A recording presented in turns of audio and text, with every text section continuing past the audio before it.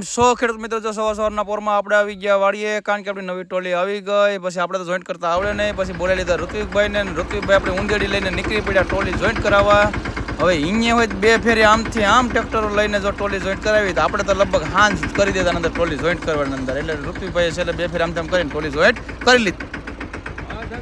હા ગોવિંદભાઈ બોલાવી લીધા બાજુમાંથી ને ગોવિંદભાઈ બોલાવી લીધા. ગોવિંદભાઈ એવા ફેરું કીધું જરૂર હતી લઈ આવ્યા, પણ હવે આને હાઈક છે કોણ જરૂર તો હતી. પછી આપણે જો ઋત્વિકભાઈએ ટ્રેક્ટરને નળી ફિટ કરીને ઉલારવાનું ચાલુ કર્યું, કારણ કે ગોવિંદભાઈ એવું કીધું કે તમે એક બે ફેરી ઉલારીને જોઈ લો ઉલરે કે નથી ઉલરતું હેરખાઈથી ને. બાકી આપણે તો બીજું શું જોતા આવડે એમાં ઉલરે કે નથી ઉલરતું એ ઉલરશે એની રીતના પાછું.